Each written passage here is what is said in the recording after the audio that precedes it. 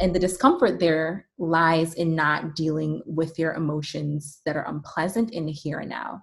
And we do that in a number of different ways. For some people, it's avoiding difficult conversations, right? And especially with the pandemic, the racial issues that have been going on in this country, people may tend to shy away and be, tippy-toeing around those issues because it's more comfortable to do so, right? And so we tend to draw towards things that make us feel comfortable, things that we're familiar with. And so the whole idea, especially when we think about change and changing health habits, is that there is going to be that space that you'll need to step into that will cause a lot of discomfort.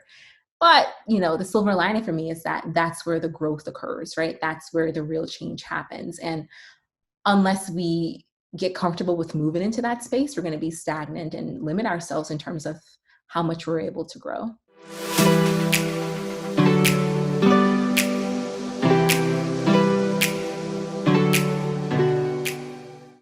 Welcome to TAD Voices. I'm Nick. And I'm Lawson. And we're friends and former teammates who are here to talk about mental health. We are by no means experts in this field, nor is this a substitute for professional help, but we can promise open and vulnerable conversations that highlight the strength of some amazing people who have decided to share their story with us. Talk, share, help. And thanks for listening. Today, we would like to welcome Dr. Marissa Alert to TAD Voices. Dr. Alert is a licensed clinical psychologist and speaker who received her PhD in clinical psychology from the University of Miami and her bachelor's degree from Dartmouth College. She is passionate about making wellness accessible to everyone and helping individuals achieve lasting lifestyle change. I urge you to check out her great content on Instagram at dr.malert for great tips on how to manage stress and improve health habits. Dr. Alert, thank you so much for joining us. Yeah, thanks, Lawson. It's really awesome to be here and looking forward to this discussion today. Awesome. Well, without further ado, sort of how you've been with the whole sort of COVID situation, where are you joining us from, and how have things been going? Yeah, so I have been surviving COVID. I was in Baltimore working at Hopkins, but once the pandemic intensified, I moved back to Massachusetts where I grew up. And so that's where I am right now, just hunkering down, doing okay. It's been a interesting turn of events, and there's definitely been a lot of more speaking engagements around how to deal with the stress of, the pandemic, COVID, people adjusting to being quarantined and concerns about, getting out and about. And so it's been opening up a lot of opportunities in that regard to talk more about mental health. And so that I'm excited about. Again, it's unfortunate that we're going through this, but it's certainly raising the nation's awareness as to some of the mental health issues that people typically deal with. Yeah, definitely. Like you said, I think it's such a time where, everybody has their own story and their own way that they're trying to adjust to what's going on. So I think that's, definitely the circumstances are unfortunate, but I think it's important too that, it's been a time to allow us to kind of move this conversation forward. But I think the way we usually like to start things off is just, opening the floor to you just to talk a little bit more about your journey. Yeah, absolutely. And I'll keep this short because usually I can go on for like an hour about this, but we don't have time for that. So I am a clinical health psychologist, and I was actually not interested in psychology until I met a health psychologist. I think it was about my junior year of college. And so I was more leaning towards medicine and public health. And it wasn't until I met a health psychologist that I realized that it was a great opportunity to merge those two interests, being able to meet people's individual needs in terms of the mental health space, but also taking into consideration their physical health as well. And so it was like a perfect marriage. And people usually ask, is there something that specifically led to that? I don't have a sexy story. It's just like, something just clicked and made sense that, this is exactly what I want to do. And the thing about it too is that I felt like it provided a lot of flexibility in terms of what I could pursue once I have the degree. So I'm not a typical psychologist in that I don't currently see patients one-on-one. It's something I'm hoping to get back into doing, but I'm working in product development. And, a lot of people, when they think psychologist, they don't see me in that space. But the thing that really solidified that as the field and area that I needed to be in was that it really allowed me to tap into my interest into understanding what drives people's behavior. Like, why do we do the things that we do? When we're struggling to change our habits, like what's getting in the way and how do we actually work around that? Is it something that's a barrier in the mental health space, meaning that are you dealing with mental health concerns? Is it social concerns and relationships? So just really digging and working with folks to help them figure out what's getting in the way and how to overcome that is something that has been tremendously rewarding for me. So you mentioned that you used to work one-on-one with patients. Is that correct? And now you're on the product development side?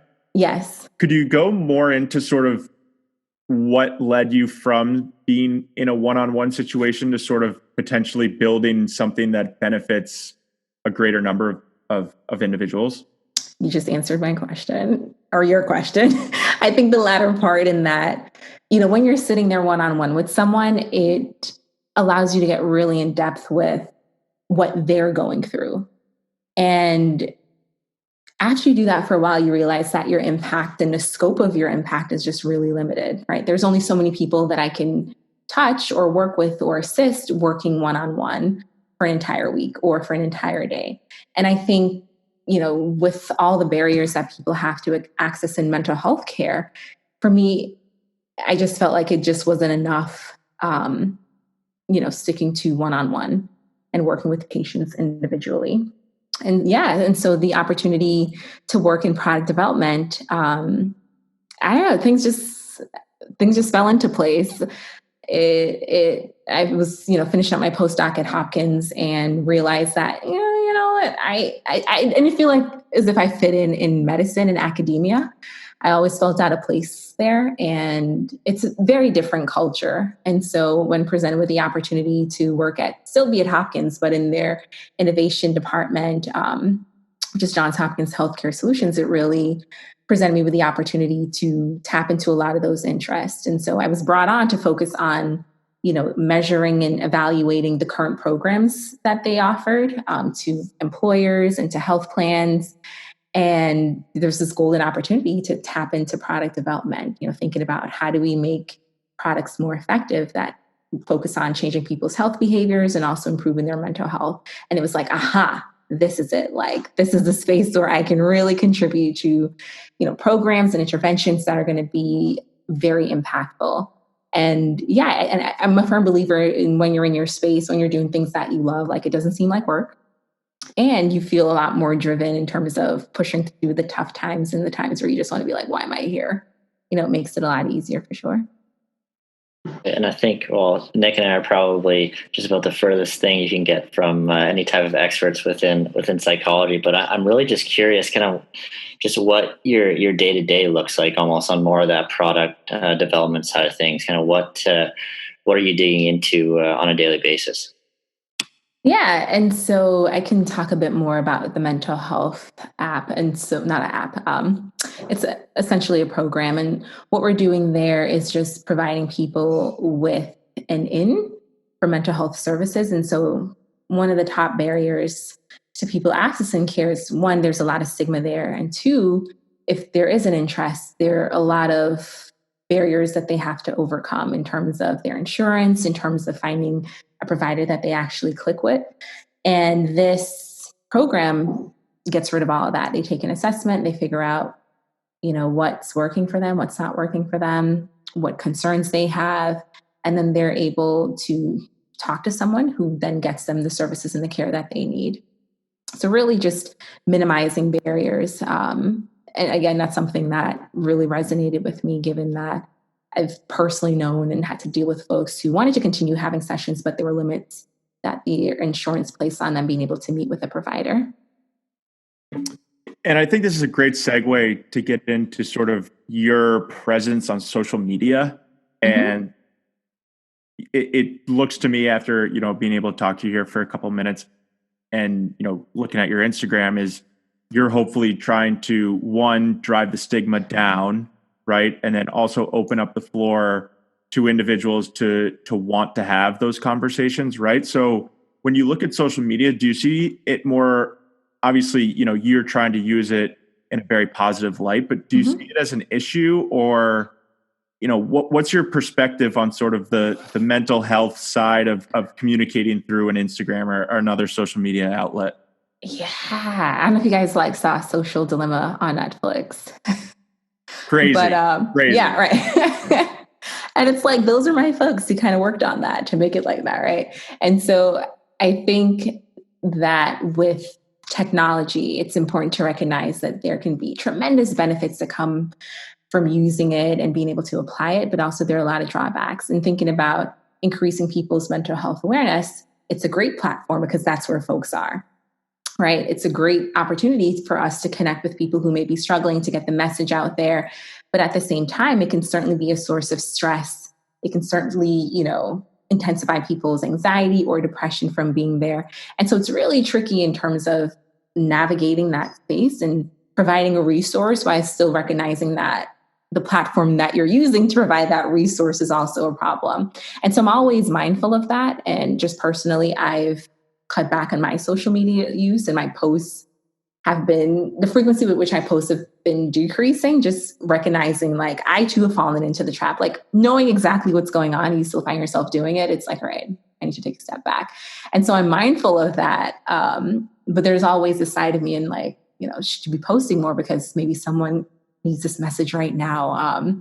So I don't have a perfect answer, but I would just say it's a constant struggle, and it's something that I'm certainly mindful of. And I know there are folks on social media who talk about, and when I say folks, I mean other psychologists who talk about, being intentional about taking breaks from social media and focusing on your mental health. And so again, I think it can certainly be used in a really powerful and impactful way. But I think as providers, we need to be mindful of the detriments, and I think also increasing people's awareness of some of the drawbacks of consistently being on social media.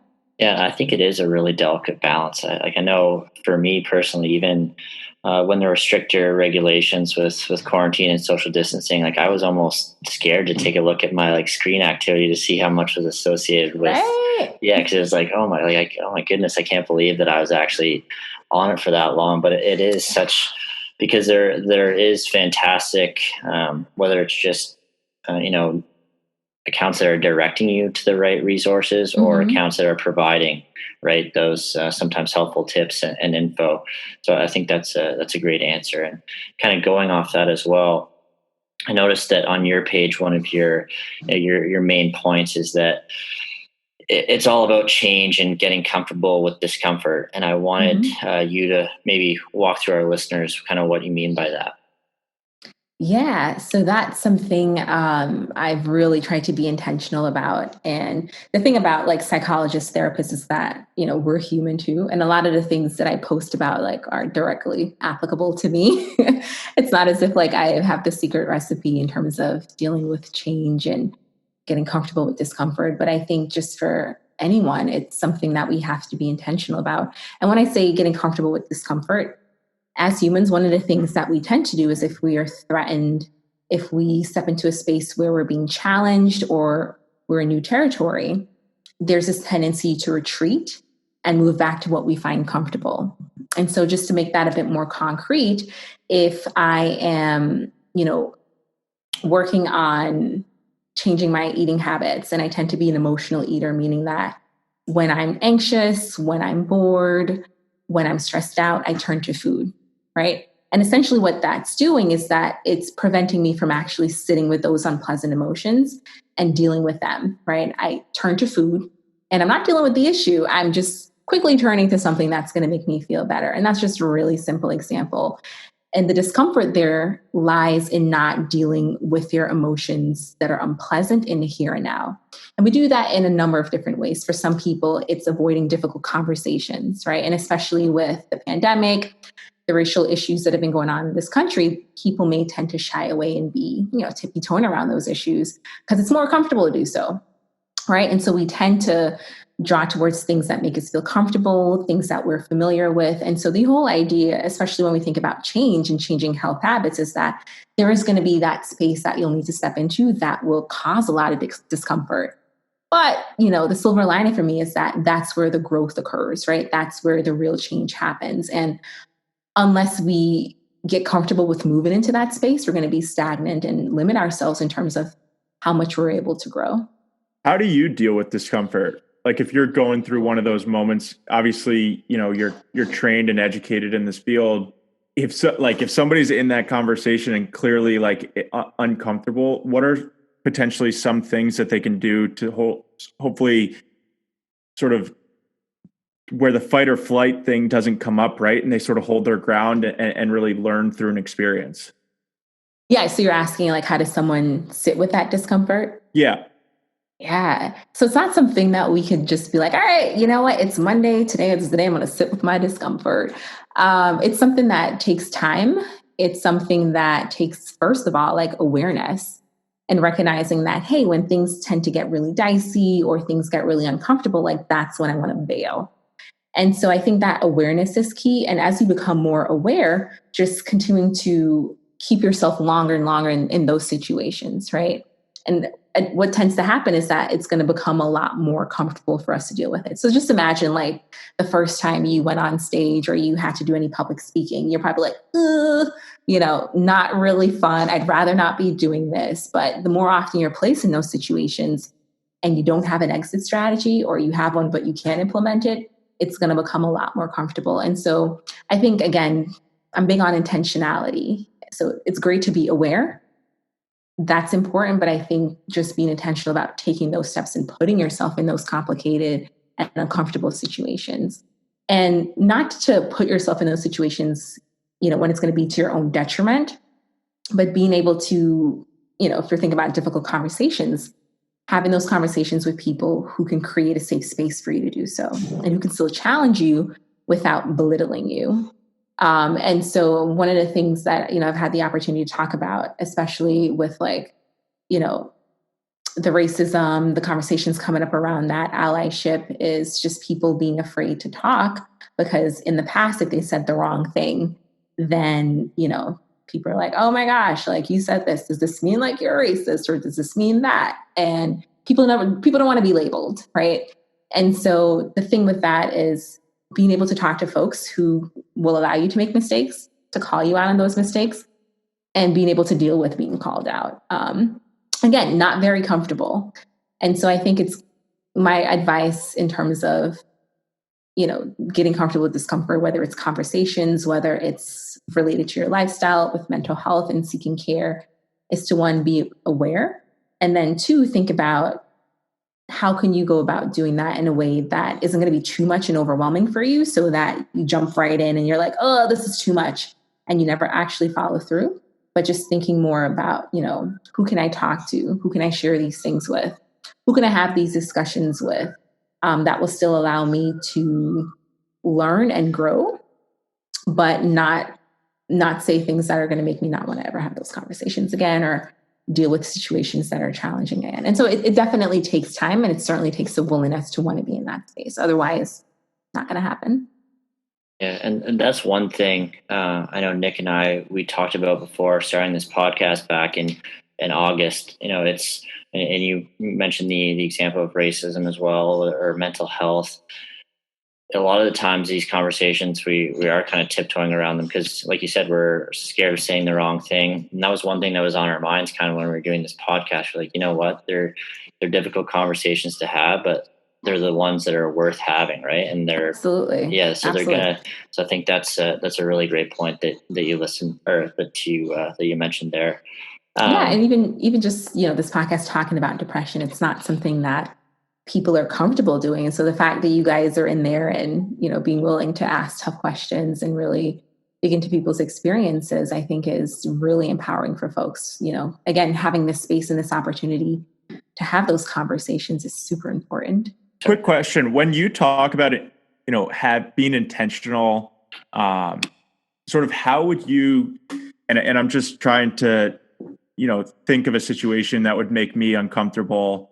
Are you planning sort of to have these conversations? Are you getting into these conversations and saying, you know what, if we're going in this direction, would you mind, potentially going here? Or is it sort of, I'm going to ask the question and then on the backside be like, if this isn't the top, you know what I mean? Like, how do you sort of plan for these conversations?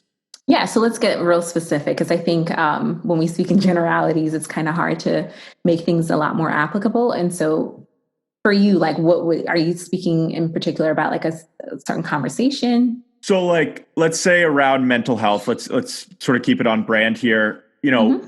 Somebody's struggling and they're having a pebble in their shoe sort of moment, and somebody that they're together with on a daily basis, sort of, you're just struggling to find the like, well, I don't really want to mess up the daily functions, and I don't really want to throw things off, but obviously like I'm struggling with it, but I don't want to project.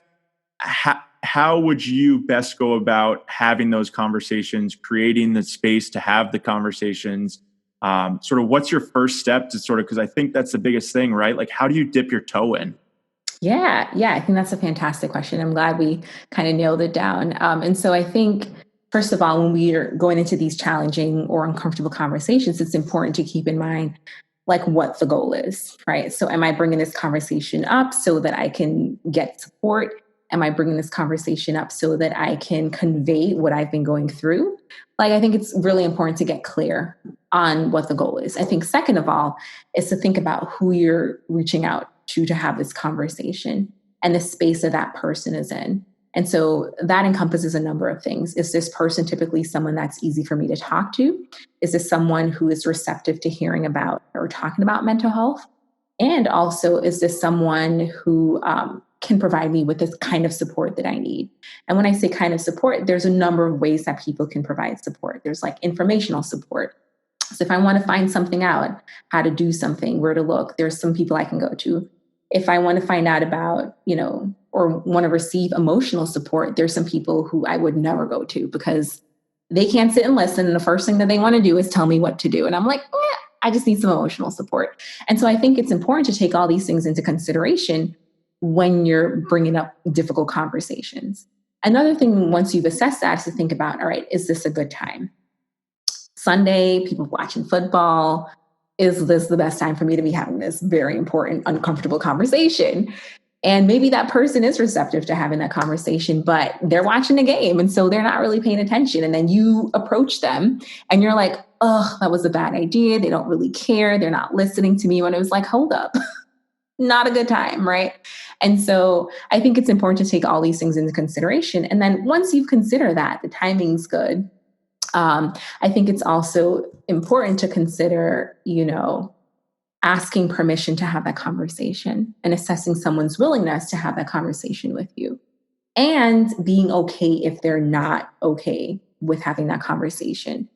Oftentimes when we want to bring up difficult things, we push it onto people. And so I'm like, hey, Nick, I really want to talk about, these suicidal thoughts that I've been having. And you're like, whoa, where did this come from? I'm not even ready. First of all, I'm hungry, or I have somewhere to be, so I don't have the time to talk about this.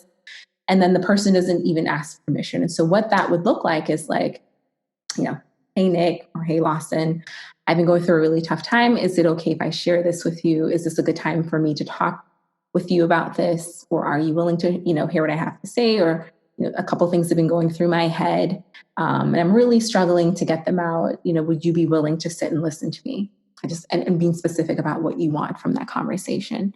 If it's something that's more discussion based, then again, using that same framework and just changing up the words instead of saying, would you be willing to listen to me? It's okay if we have a conversation around blah, blah, blah. This has been my experience. What has yours been? And that takes time, right? Again, there's a lot to consider that we typically don't. We usually jump in. And I think that also makes it tough for us to continue having these conversations because we take the wrong approach, we're shut down. And then again, it's uncomfortable because you're like, oh, I just bore my soul to this person and they were not receptive. So I'm not going to do that again for a really long time. And I think that's what makes us stuck and keeps us from, being able to progress and start and open up the space to have these conversations. Yeah. And I think that's a really good point that we haven't, a lot of our podcast sessions have been focused definitely on conversations, but that's one thing that we haven't really addressed yet. And it's almost like creating like a precursor to the conversation, almost where you're establishing that a lot of times it is a two-way street and making sure there's that like kind of mutual understanding or engagement and creating that space where, you can build on your conversation. So I think that's a really good point. I'm glad we kind of dove more into the discussion aspect of things. But moving away from that a little bit, I think what Nick and I would also like to know is, we've talked about a little bit about your work at Johns Hopkins, and I guess that my question is just kind of, where do you see mental health apps and digital medicine kind of going in the near future?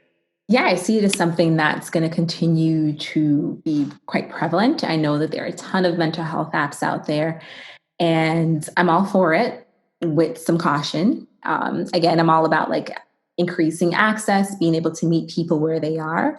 And too often, historically, we've, in mental health, not been able to do that effectively. And so I think there's certainly a need for us to be innovative in terms of meeting people's mental health needs, given the barriers that people often face. The only thing is, I caution folks when they're using mental health apps is to really think carefully about, is this actually a legitimate thing?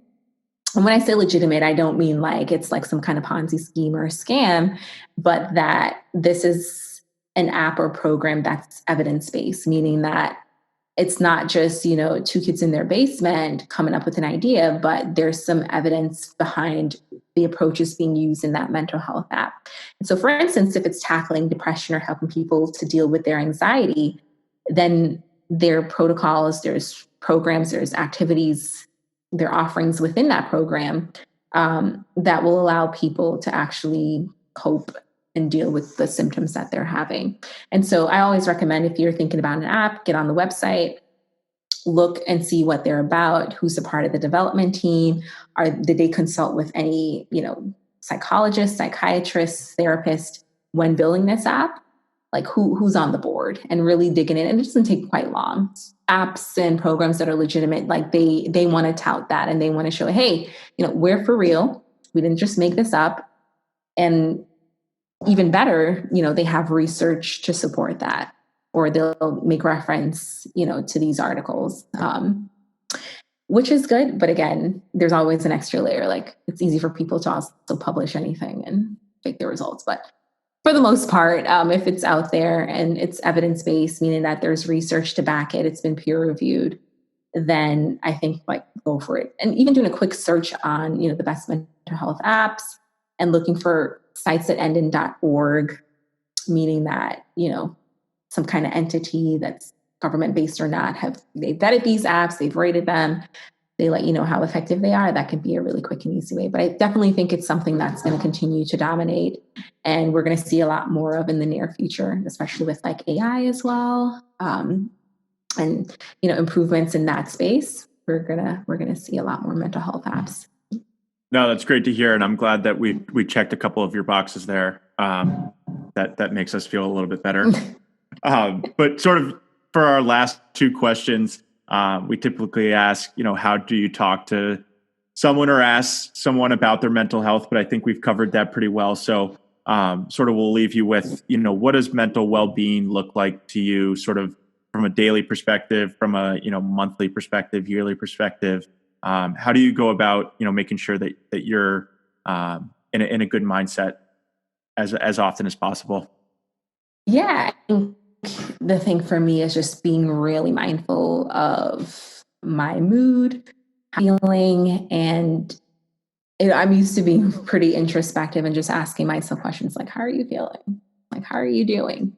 And just being aware of the warning signs. Like, if I'm not doing things that I typically enjoy, if I'm not connecting with people, and I notice there's a shift in my mood, like I ask myself why and try to think about like what's different. And so that's certainly something that keeps me grounded, keeps me, I think, in a good space where I can take action because I'm asking myself these questions, as opposed to like, it's been 6 months, I'm in this really dark place, and so many things have happened that I have no idea how I got here. And so I think frequent check-ins with oneself is really great. And something else that I do is I make sure that I'm doing things that I enjoy, things that are meaningful to me, even on like days where I'm like, I'm not having fun with what I'm doing. Like, there's somewhere in my schedule, time set aside for me to have time for myself, to engage in that self-care. and to really spend time with people and doing things that are meaningful to me. I think too often, people say that, oh, they value this or they value that, or they value time with family and friends or doing XYZ. And then you look at their calendar and you look at their schedule over like a month or so and you don't see any of that. And so if we really assess our time and how it's being spent, and then we map that onto our values and we're like, there's this huge disconnect, I think that's where a lot of people tend to feel unfulfilled. So that's something that I'm mindful of. And I think, being a good mental health space it's hard to hone down and define because it could mean and look very different for certain folks. But for me, that's the approach I typically take. And it's definitely one thing that's stressed and preached is, checking on your loved ones, checking on friends or whoever it may be. But I think that's a really good point. You can't forget to check in on yourself as well, and, Yep. and make sure you're asking yourself, sometimes what are difficult questions. So I think that's a fantastic way to wrap it up. But I just want to say thank you so much for joining us. I know I thoroughly enjoyed this discussion we had. I'm sure Nick feels the same way. So thanks again so much for coming on. Awesome. Yeah. Thank you guys again for having me. This has been a really great discussion as well.